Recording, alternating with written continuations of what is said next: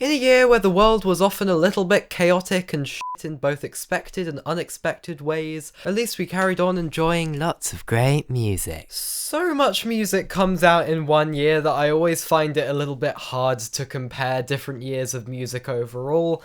I will say that 2021 did feel a little stronger than 2022, but oh my god, were there some absolute modern classics this year. I mean, modern classic is a bit of a strong thing to say, I know, for something that's only been out for a matter of months, but there have been some absolute showstoppers once again. And so it's that time once again where I'm going to count down my personal opinion of my top whatever albums of a given year, because the world is just dying to know. I've been on a trajectory of gradually talking about more and more releases each year, and last year I went a bit insane with a top 40, whereas this year I've decided that I might want to do a few separate lists. I might end up doing a top songs list or whatever else I come up with / feel like. So I've cut it down a bit to a still quite substantial 25. Once again, I'll be going through the first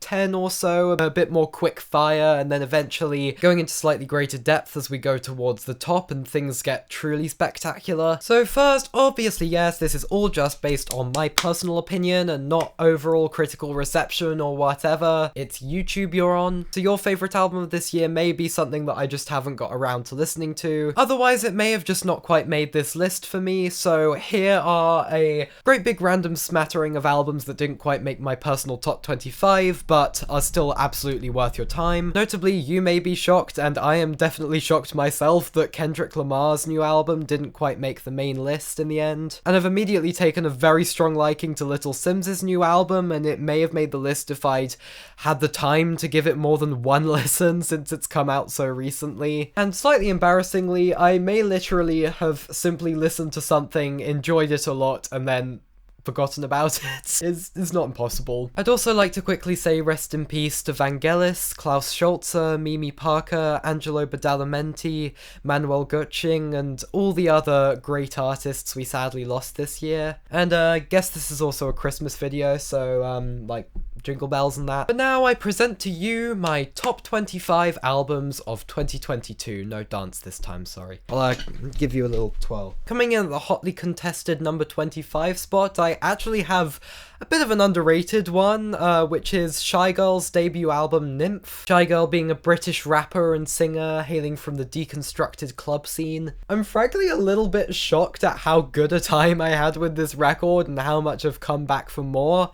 It's alternately atmospheric and banging, one moment blissful and ethereal, and the next, delightfully raunchy. It's a really great time. Maybe it's just a bit of a hot girl thing, you know, I don't understand. Now for something completely different, at number 24 I have the Japanese all-female hardcore punk outfit Otoboke Beaver with their second album Super Champon, in which they fly furiously through 18 bangers in 21 minutes. Definitely give this a listen if you want something new, uncompromising, and refreshingly nuts. Next up, Denzel Curry with Melt My Eyes, See Your Future. The prolific rapper still hungry and on top of his game with sharp writing, energetic flows and exciting production. And at number 22, Jockstrap with I Love You Jennifer B. Probably one of the most difficult to pinpoint albums of the year in terms of genre, exploring a colourfully diverse pop sound with a charming rough around the edges DIY sort of vibe. It's a very zany listen, and spoiler alert, not the last Georgia Ellery project I'll be talking about today. And then Brian Eno's new album, Forever and Ever No More, which sees the multi-talented ambient stalwart reinvigorating his very long career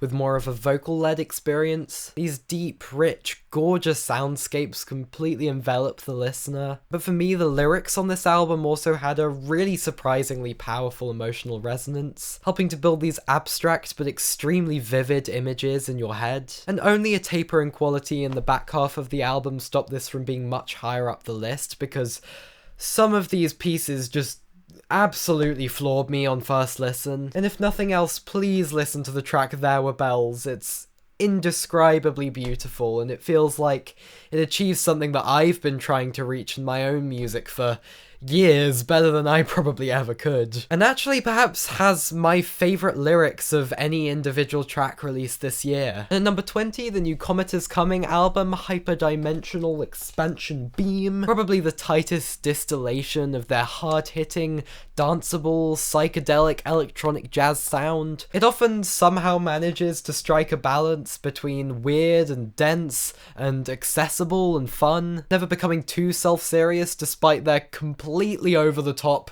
titles and presentation. I could even see this maybe being someone's entry point to jazz music if you're into the more electronic and poppy side of things. And speaking of the poppy side of things, it's Charlie. Crash here is the 5th studio album from the British queen of infectious, boundary-pushing pop music. Some were a little disappointed by this album's less experimental, slightly more conventional pop sound. But personally, I found this wholehearted and joyful embrace of several decades of pop tropes to make for a really enjoyable listen, consistently nailed down for a breezy half hour, with earworms for days, proof that a sellout album can be an artistic decision, and slap. And then Capri Songs by FKA Twigs, a pop and R&B mixtape, so consistent throughout 17 songs that I'm beginning to suspect some kind of witchcraft went into it. Constantly catchy, eclectic, and full of bubbly personality.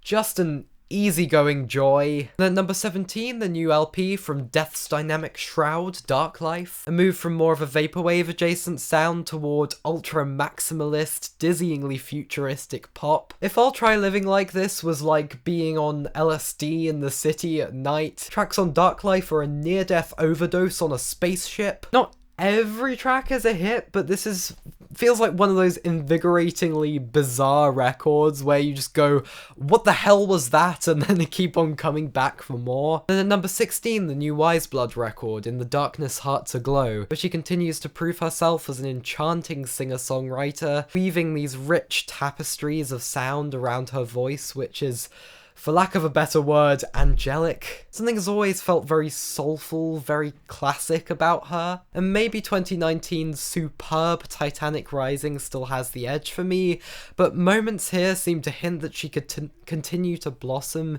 even further, and perhaps is on the brink of some kind of magnum opus, which is a very exciting thought. Alright, top 15, bring the beat in.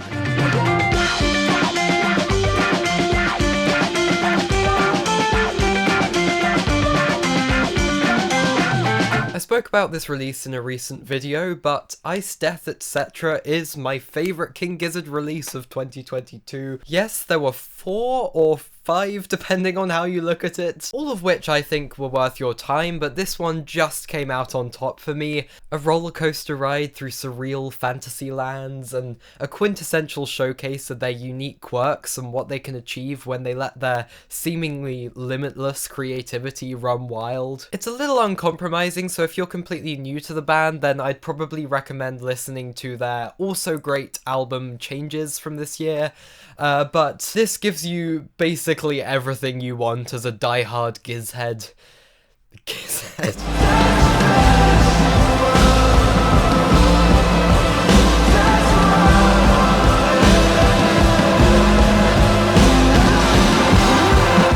This new Quadeca album was a surprise hit with me, probably the most adventurous rap album I heard in 2022, and I'd say my personal favourite. Sorry guys. He fully puts his soul into the album's lyrics and rich experimental production. There seems to be something ear-catching almost every moment of this record, and it's definitely worth checking out to see some fresh, invigorating new music from an up-and-coming artist.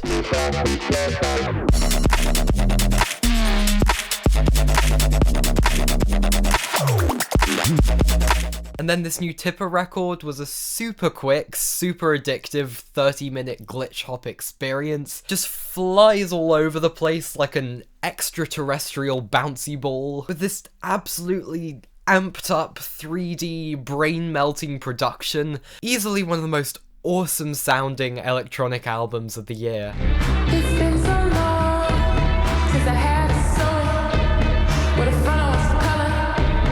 If I cut it all off, At number 12, the new Sedan Archives album finally finds violinist, singer, and songwriter Brittany Parks' personality finally blossoming out and finding her the success she deserves, and leading to her best record yet, which is just brimming with infectious, eclectic joy, where she eats up every second with her vocal presence. Without a doubt, one of the most simply fun hours of music you could find in 2022.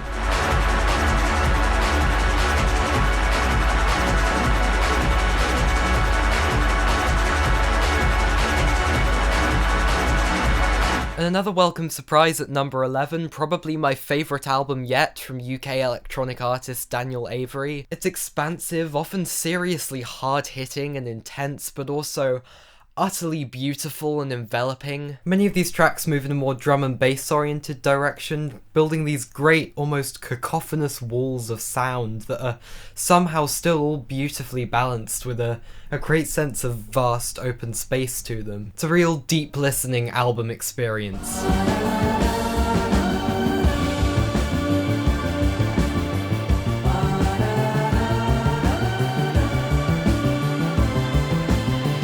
Here at number 10, the duo at the forefront of modern dream pop music come out with a luscious cornucopia of an album in 4 chapters. In my opinion, it's one of their best for sure. I recently went on a big long walk through the park, just me and this album on my headphones just after it had been snowing, listening to just the whole thing front to back, all 80 minutes, and it was so dreamlike and fantastical.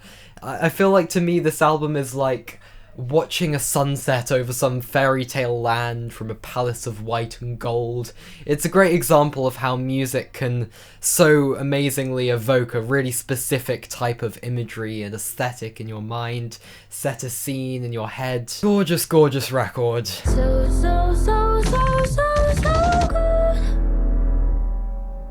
good. And at number 9, Motomami. Didn't sound nearly as good out of my mouth, did it? Honestly, I think this is one of the most adventurous pop albums of the entire 2020s decade so far. It just strikes this perfect balance between sugary, easily accessible pop hooks and really exciting, out there, avant-garde production. One moment banging, clattering, and booming, and the next creating a really intimate sense of atmosphere, which means she's given music production nerds like me so much to fawn over, while at the same time not requiring you to be that kind of person at all to see the appeal of the music. So I'm so happy she's been able to build such an enormous, devout following. I pray we get more pop music as invigorating as this going forward in this decade. Whatever kind of music listener you are, definitely don't miss out on this one. Comfortable in my skin, cozy with who I am. Comfortable in my skin, cozy. I was not really expecting a Beyonce album to be this high up on my year-end list, but Renaissance is just so damn tight. Just hitting you with one addictive dance hook and goosebump-inducing powerhouse vocal performance after another. This is a rare album where it just has such a pervasive sense of happiness that she's really just content with her own life and who she is as a person, and that feeling really carries out through all of these 16 tracks and seeps into you as a listener. It just makes you feel so good. Yeah, I'm sorry, Rosalia, this just took the top spot for me as the number 1 Girls and the Gays album of the year.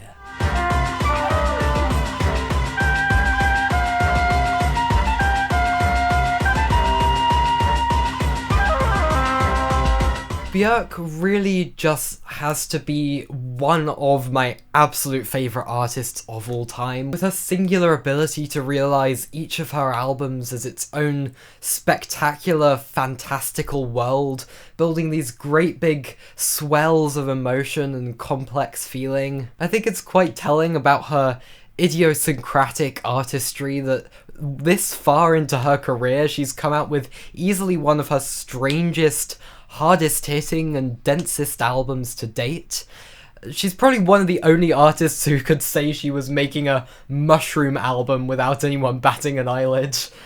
and somehow make the word moist work in a song. The moment I heard lead single Atopos with its absolutely off the rails banging gabba beat and dissonant bass clarinet stabs, I was just completely bewildered and overwhelmed, but also really enticed by just how bizarre it all was. And there's many dizzying moments like this sprinkled throughout Fossera, but also passages of ethereal beauty that feel like they've come from a whole different universe that only she could have crafted. It's definitely an uncompromising and challenging listen, but an extremely rewarding one.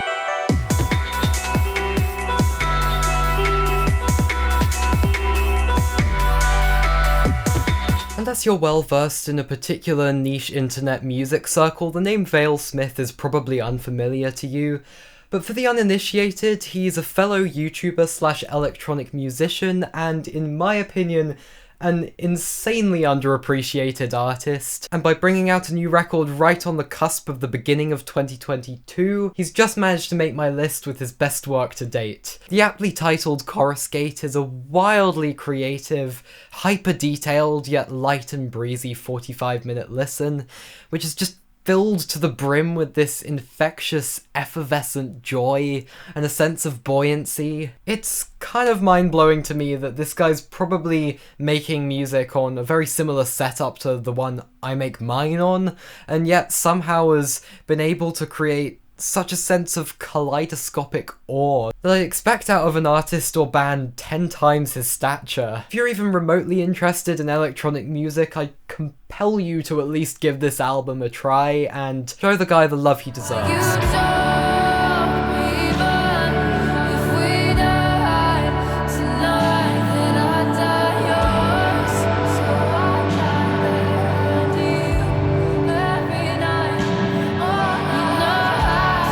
Preacher's Daughter is easily one of the most fascinatingly different albums of the year. Over the course of a generous runtime, it tells a story through the eyes of the titular character, who leaves the religious confines of her home and ventures out into the American South, finding love only to, I won't spoil it, meet not a very nice end. It's definitely one to sit down and experience, and it really grew on me when I did so, and gave it my full attention and time. It's quite a lot to take in, so it's not for everyone, and perhaps Ethel Cain has some areas to develop in musically. I'm more thinking of little bits of sonic variety that could be added to help better keep people's attention over these long running times of the tracks, but what this album really does well is create a big sense of vast open space, but the record hits unbelievable highs and overall is just an uncompromisingly unique album that really leaves a profound mark on the listener. Probably the main reason I'm putting it up this high is just how long I spent thinking about it after I'd finished listening, how much the feelings that she conjures up with this album lingered and stuck with me, and the fact that this is supposedly just the first album in a trilogy makes me even more excited. The world has ever seen a genius among non-entities. I've got the vinyl. Here's a mainstay of my year-end lists. Only a year since the fantastic Cavalcade, Black Midi are back to once again blow your socks off and to the other side of the room. Honestly, at this point, I just feel like they are one of my favourite current bands, full stop. Each of their 3 albums has been equally brilliant to me in its own right. Schlagenheim has the most raw punk energy, Cavalcade feels like the most grandiose experience, and Hellfire feels like the tightest and most spectacularly arranged listen that they've made. I also love the way that it really builds upon the idea of these places and characters and recurring themes throughout their different albums, almost building their own little crazy, demented universe. Whether we're hearing about the various exploits of traumatized soldier turned horse racing crazed madman Tristan Bongo, a sabotaged boxing match, a captain royally pissed off at his recruits, or a guy foolishly being drawn into a scheme by literally Satan for cold-blooded murder! They continue to be one of the most enticingly eccentric, bonkers bands in music. Please, please at least listen to the track Welcome to Hell for one of the most insane, perfect 20 seconds of music of the entire decade so far. And while you're at it, you might as well just strap in for the whole ride anyway.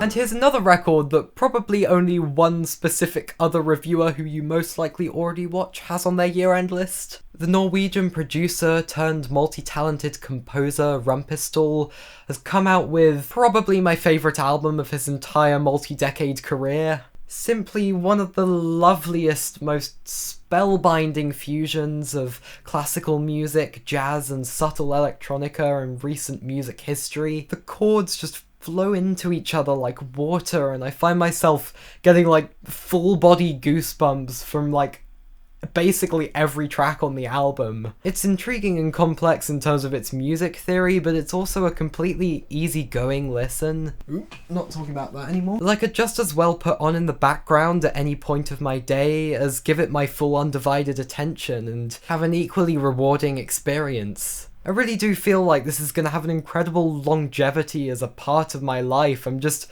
never not in the mood for it. So it only makes sense to me to mark this as one of my absolute favourite albums of 2022.